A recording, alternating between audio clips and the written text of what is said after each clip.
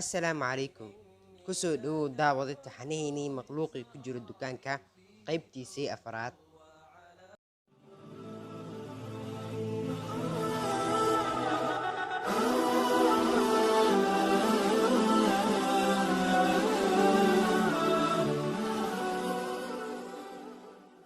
hagaag sidoo ku imaan karaa isbitaalka mudane wuxuu ku imaan karaa taksi waxaa dhahay silicon keliya waxaa lagu keeni karaa taksi isbitaalka mudane. cutubka labaad maalintii labaad abbaaro 7 waxaan imaaday dukaanka anigoo wata tagsigii. ma jirin dad badan oo maraya waddada sababtoo ah waxay ahayd subax aroor ah. waxaan sugay 5 daqiiqo. nin boostoola ayaa soo socday kadib iridii dukaanka ayaa la furay.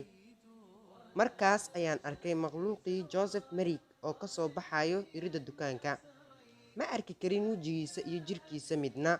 wuxuu watay koofid aad u weyn oo ku jira madaxiisa waxayna u ekayd sanduuq weyn oo kale. marooyin sharaxan ayaa ku hareereysnaa koofiddiisa.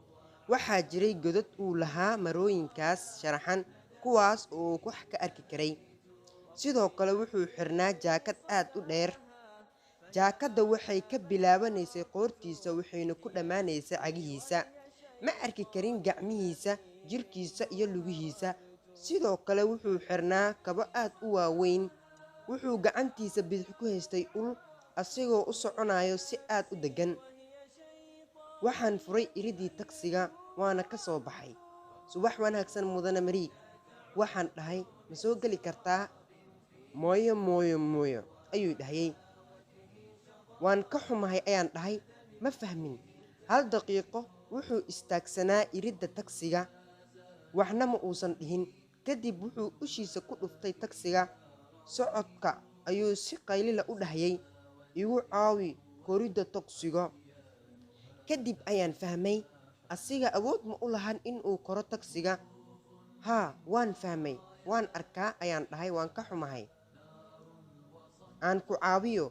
waxaan ka qabtay gacantiisa bidix si aan u caawiyo. haye mudane ma ku caawin karaa ayaa maqlay. waxaan fiiriyey gadaasheeda. wuxuu ahaa boostoole. gadaashiisa waxaa soo socday 3 wiil. mid ka mid ah ayaa qoslay. boostoolihii wuu dhoola caddeeyey. nin xanuunsan miyaa ayuu i weydiiyey. waxaan u fikiray si deggan. haa laakiin waa haweeney ma ahan nin. waxaan ahay dhakhtar. way xanuunsan tahay. qabo gacantiisa si aan u caawino. boostoolihii wuxuu qabtay gacanta bidix ee Merrick. aniga gadaal ayaan ka soo riixay. wiil ayaa u dhowaa tagsiga wuxuuna u wacay asxaabtiisa, kaalaya arka haweeneydan caylan oo wadata jaakadda madow iyo koofidda weyn. xalqadani maanta intaas ayay ku eg tahay. inta aynu xalqad midaan la mid ah ku kulmi doono waxaynu idinkaga teginaa assalaamu calaykum waraxmatullaahi wabarakaatu.